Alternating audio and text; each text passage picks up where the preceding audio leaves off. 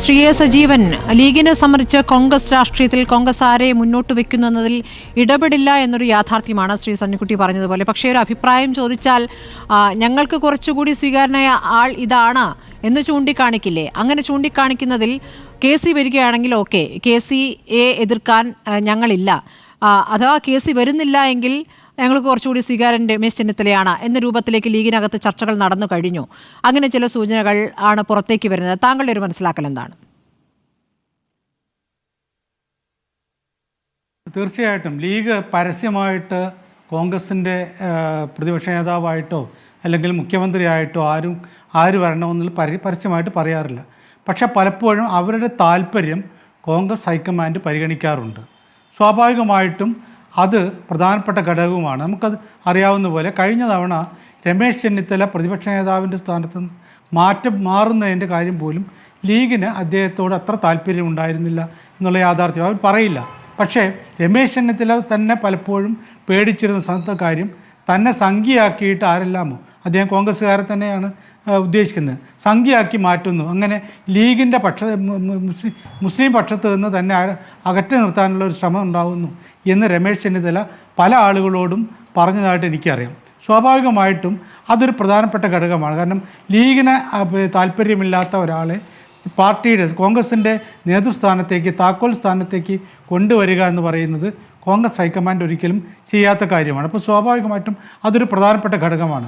മാത്രമല്ല, ഇപ്പം ഇനിയിപ്പോൾ നേരത്തെ ഇവിടെ സണ്ണിക്കുട്ടിയൊക്കെ പറഞ്ഞതുപോലെ ആര് വേണമെങ്കിൽ അടുത്ത മുഖ്യമന്ത്രി കോൺഗ്രസ് UDFന് അധികാരം കിട്ടുകയാണെങ്കിൽ രമേശ് ചെന്നിത്തലയോ VD സതീശനോ KC വേണുഗോപാലോ ഇനി ശശി തരൂരോ ആര് വേണമെങ്കിലും ഒരുപക്ഷെ മുഖ്യമന്ത്രി ആയേക്കാം. പക്ഷേ ഇവിടുത്തെ ഒരു കാര്യം നോക്കേണ്ടത് രമേശ് ചെന്നിത്തലയുടെ കാര്യം എന്തുകൊണ്ടാണ് നമ്മൾ പറയുന്നത്? അത് മാധ്യമങ്ങളുടെ സൃഷ്ടിയല്ല. നിങ്ങളൊക്കെ ആലോചിക്കേണ്ട ഒരു കാര്യം എന്ന് പറയുന്നത് 2021 പ്രതിപക്ഷ നേതാവിൻ്റെ സ്ഥാനത്ത് നിന്ന് മാറ്റപ്പെട്ടപ്പോൾ അന്ന് മാധ്യമപ്രവർത്തകരുടെ ചോദ്യത്തിന് മറുപടിയായിട്ട് രമേശ് ചെന്നിത്തല പറഞ്ഞൊരു കാര്യമുണ്ട്. മുഖ്യമന്ത്രി സ്ഥാനത്തേക്ക് ഇനിയൊരു മത്സരം ഉണ്ടാവുകയാണെങ്കിൽ എൻ്റെ സ്ഥാനാർത്ഥിത്വം തീർച്ചയായിട്ടും ഉണ്ടാകും, ഞാൻ ആ രംഗത്തേക്ക് ഞാൻ തീർച്ചയായിട്ടും ഉണ്ടാകും എന്ന് അദ്ദേഹം പറഞ്ഞിട്ടുണ്ട്. 2021 പറഞ്ഞതാണ്. 2021 അദ്ദേഹം മുഖ്യമന്ത്രിയാവില്ല എന്നുള്ള കാര്യം നമുക്കറിയാം. പക്ഷേ പ്രതിപക്ഷ നേതൃസ്ഥാനത്ത് നിന്നും മാറ്റിയത് മാന്യമായ രീതിയിലല്ല, തന്നോടൊന്ന് അക്കാര്യത്തിൽ സംസാരിച്ച് തന്നെ ബോധ്യപ്പെടുത്തുന്ന ഒരു കാര്യം ഉണ്ടായിട്ടില്ല എന്ന് അദ്ദേഹം ഈ അടുത്തുള്ള അഭിമുഖത്തിൽ പോലും പറയുന്നു. കാരണം തന്നോട് അനീതി കാട്ടിയിട്ടുണ്ട്. ആ അനീതി താൻ എന്തായാലും ഹൈക്കമാൻഡിനെ അറിയിക്കും എന്നാണ് അദ്ദേഹത്തിൻ്റെ കൃത്യമായ വാചകങ്ങൾ. അതാണ്, ഹൈക്കമാൻഡിനോട് പറയുമെന്നുള്ളതാണ്. അപ്പോൾ അനീതി ഇപ്പോൾ ചൂണ്ടിക്കാണിക്കണമെങ്കിൽ താനിപ്പോൾ യോഗ്യനാണ്, തൻ്റെ പേര് മുന്നോട്ട് വയ്ക്കണമെന്ന് താൻ തന്നെ ആവശ്യപ്പെടും എന്നതാണല്ലോ അതിൻ്റെ സൂചന. തീർച്ചയായിട്ടും പിന്നീട് അങ്ങോട്ടേക്കുള്ള രമേശ് ചെന്നിത്തലയുടെ ഓരോ പ്രവർത്തനവും നമ്മൾ നോക്കിയാൽ അറിയാം. കോൺഗ്രസ് ഹൈക്കമാൻഡിൻ്റെ പിന്തുണ അല്ല അതിന് താല്പര്യത്തിന് വേണ്ടിയിട്ട് അദ്ദേഹം നിന്നിട്ടുണ്ട്. നമുക്കറിയാം, ഈ ശശി തരൂരും മല്ലികാർജ്ജുൻ ഖർഗെയും തമ്മിൽ നടന്ന മത്സരം, പ്രസിഡന്റ് സ്ഥാനത്തേക്ക് നടന്ന മത്സരം, ആ മത്സരത്തിൽ ഇന്ത്യയിൽ നിന്ന് തന്നെ വളരെ കുറച്ച് ആളുകളാണ് പരസ്യമായിട്ട് പ്രചരണത്തിന് വേണ്ടിയിട്ട് രംഗത്തിറങ്ങിയത്. കേരളത്തിൽ നിന്ന് ഒരേ ഒരാൾ മാത്രം രമേശ് ചെന്നിത്തലയാണ്. കാരണം ഖാർഗെയുമായിട്ട് വളരെ അടുത്ത ബന്ധമുണ്ട്. ഖാർഗെയെ ജയിപ്പിക്കാൻ രംഗത്തിറങ്ങിയ ആളെന്നുള്ള നിലയിൽ അദ്ദേഹത്തിന് ആ സ്വീകാര്യത, അവിടെ ഹൈക്കമാൻഡിൽ ഒരു പിടിവള്ളി കിട്ടുക എന്നുള്ള അദ്ദേഹത്തിൻ്റെ താല്പര്യമായി. സ്വാഭാവികമായിട്ടും അദ്ദേഹം പറഞ്ഞ പോലെ താക്കോൽ സ്ഥാനത്തേക്കുള്ള മത്സരത്തിൽ അദ്ദേഹം സ്ഥാനാർത്ഥിയായിട്ട് അപ്പോഴേ പ്രവർത്തിച്ചുകൊണ്ടിരിക്കുന്നുണ്ട്. ഇപ്പോഴത്തെ അദ്ദേഹത്തിൻ്റെ കാര്യം NSS അദ്ദേഹത്തിനെ ഒരുമിച്ച് കൂട്ടി അവരുടെ സമ്മേളനത്തിൽ പ്രസംഗിക്കാൻ മുഖ്യപ്രഭാഷണത്തിന് വിളിച്ചു എന്നുള്ളതിനേക്കാൾ കൂടുതൽ അദ്ദേഹത്തിനുള്ള NSSൻ്റെ പിന്തുണ കിട്ടുന്നു. അതോടൊപ്പം തന്നെ SNDP യോഗത്തിൻ്റെ ജനറൽ സെക്രട്ടറി എന്തൊക്കെ സുകുമാരൻ നായർ പറഞ്ഞാൽ ഉടനെ തന്നെ അതിനെതിരായി പറയുന്ന ഒരാളാണ് അടുത്ത കാലത്തായിട്ട് സുകുമാരൻ നായർ. പക്ഷേ വെള്ളാപ്പള്ളി നടേശൻ ഉടനെ തന്നെ മുഖ്യമന്ത്രി സ്ഥാനത്തേക്ക് ഏറ്റവും യോഗ്യനായിട്ടുള്ള ആളാണെന്ന് പറയുന്നത്. അതിനുശേഷം അവസാനത്തെ വരി കൂടി ശ്രദ്ധിക്കണം. ഞാൻ ചെന്നിത്തലയെയും പിന്തുണയ്ക്കുന്നില്ല, VD സതീശനെയും പിന്തുണയ്ക്കുന്നില്ല എന്ന് അവിടെ ഇവിടെയും വെറുതെ ഒന്ന് എരികേറ്റുക എന്ന ഉദ്ദേശം മാത്രമേ അദ്ദേഹത്തിനുള്ളൂ.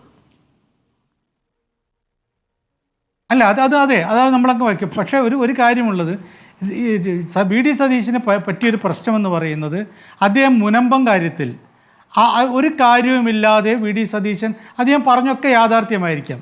അതിനോട് എനിക്ക് പലപ്പോഴും യോജിപ്പുണ്ട്. അദ്ദേഹം ആ പ്രശ്നത്തിൽ പറഞ്ഞത് അതിൻ്റെ ചില അന്നത്തെ അഗ്രിമെൻറ്റുമായിട്ടൊക്കെ വായിച്ചു നോക്കി കഴിഞ്ഞാൽ സ്വാഭാവികമായിട്ടും അത് വഖഫ് ഭൂമിയാണോ അല്ലയോ എന്നുള്ളതിനെ കുറിച്ച് ഒരുപക്ഷെ സതീശൻ പറഞ്ഞതായിരിക്കും ശരി. പക്ഷേ അത് ലീഗിന് വളരെയധികം താല്പര്യക്കുറവുണ്ടാക്കുന്നതാണ്.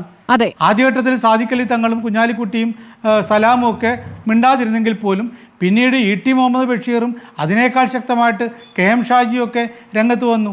ഇദ്ദേഹത്തിൻ്റെ നിലപാടിനെ പരസ്യമായിട്ട് വിമർശിച്ചു. മറ്റ് പല കോൺഗ്രസ് നേതാക്കന്മാരും ലീഗിന് അനുകൂലമായിട്ട് നിലപാടെടുത്തു. അപ്പോൾ സ്വാഭാവികമായിട്ടും പി.ഡി. സതീശൻ്റെ ആ നിലപാടിനോട് മുസ്ലിം ലീഗിന്, മുസ്ലിം സമുദായത്തിന് പൊതുവെ എതിർപ്പുണ്ട്.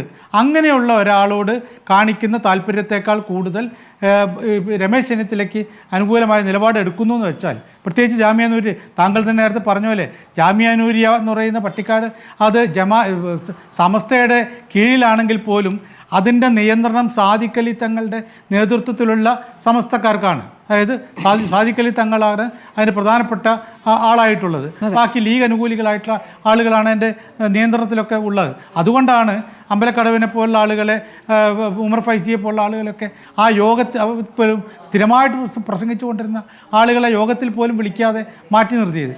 അവിടേക്കാണ് രമേശ് ചെന്നിത്തലയെ വിളിക്കുന്നത് എന്നുള്ളത് തീർച്ചയായിട്ടും ലീഗ് ഒരു പക്ഷേ ഇനിയിപ്പോൾ ഇതിൽ സംസാരിക്കാൻ സാധ്യതയുള്ള ഷാഫി ചാലിയം ഉൾപ്പെടെയുള്ള ആളുകൾ ഞങ്ങൾക്ക് അങ്ങനെ ഒരു നിലപാടേ ഇല്ല, ഞങ്ങൾ ആരെയും പിന്തുണയ്ക്കില്ല എന്നൊക്കെ പറയുമെങ്കിൽ പോലും അവരുടെ മനസ്സിൽ ഇത്തരം താല്പര്യങ്ങളുണ്ട് എന്ന് വളരെ വ്യക്തമാണ്.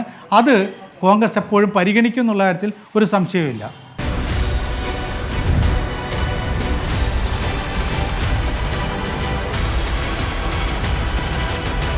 ഡിബേറ്റ് വിത്ത് സ്മൃതി പരുത്തിക്കാട്.